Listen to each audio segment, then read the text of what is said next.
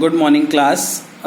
कल जैसे कि हमने डीएनए पॉलीमरेज के बारे में पढ़ा, उसके बीच में हमने कुछ प्रोटीन्स भी पढ़े जैसे डीएनए बी, डीएनए ए और एमसीएम प्रोटीन्स।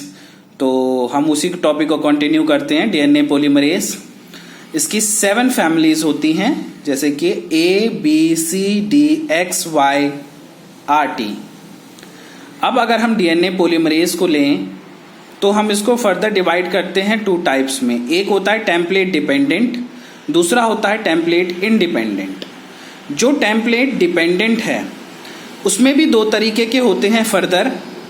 अगर डीएनए एक्ट करता है टेम्पलेट की तरह तो उसको बोलेंगे DNA polymerase is here DNA dependent. वहीं अगर आरएनए यानी सिंगल स्ट्रैंडेड आरएनए एक्ट करता है टेम्पलेट की तरह तो वहां बोलेंगे here RNA dependent DNA polymerase, जिसको हम रिवर्स ट्रांसक्रिप्टेज भी बोलते हैं। और ये किसने डिस्कवर किया था? टैमिन एंड बाल्टीमोर।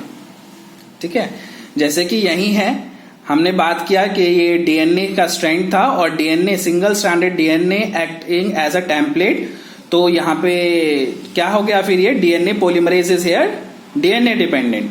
वहीं ये अगर हमारा सिंगल स्ट्रैंडेड आरएनए है और it is acting as a template तो हम यहां बोलेंगे कि DNA polymerase is RNA dependent. वहीं पे एक जो है टेम्पलेट इंडिपेंडेंट भी होता है DNA polymerase. It is uncommon, वैसे तो अनकॉमन होता है। एग्जांपल है टर्मिनल ट्रांसफरेज। कई बार कुछ डीएनए के टर्मिनल एंड्स पर न्यूक्लियोटाइड्स ऐड करने पड़ते हैं। आप आगे पढ़ोगे ट्रांसक्रिप्शन में, जैसे पोली ए टेल ऐड होती है, उसमें कोई भी टेम्पलेट नहीं होता है, सिर्फ पोली ए न्यूक्लियोटाइड ए बार बार ऐड होती रहती है। तो वो कौन ऐड करता है? टर्मिनल ट्रांसफरेज ऐड करता है, बट है तो वो भी एक डीएनए पॉलीमरेज ही। अब जो हम टर्मिनल ट्रांसफरेज की बात कर रहे हैं वो ऐसे ही है कि डीएनए भी हो सकता है और आरएनए भी हो सकता है। 5 प्राइम से 3 प्राइम OH है तो 3 प्राइम OH पे फर्दर ऐड हो सकते हैं न्यूक्लियोटाइड। तो देखिए ऐड होते चले गए, एडिशन ऑफ न्यूक्लियोटाइड्स। तो here deoxy sugar is added, यानी डीएनए डीऑक्सी शुगर ऐड हुआ है यहाँ पे।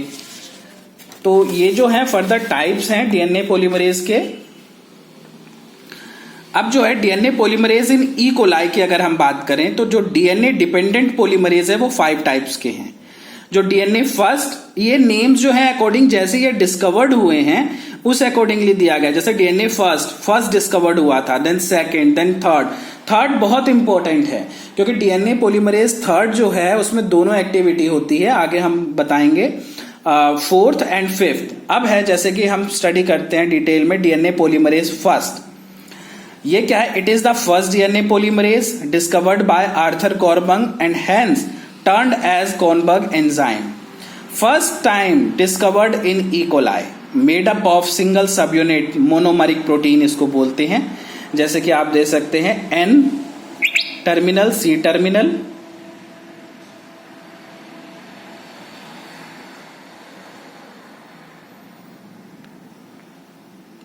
N टर्मिनल, C टर्मिनल और डीएनए पॉलीमरेज फर्स्ट है। अगर इस पे हम ट्रिप्सिन का एक्शन करवाएं तो वो ब्रेक करती है, तो ये 2 फ्रैगमेंट बन जाते हैं, इसके 2 फ्रैगमेंट। ठीक है, एक N टर्मिनल, C टर्मिनल, ये क्या है? Small fragment.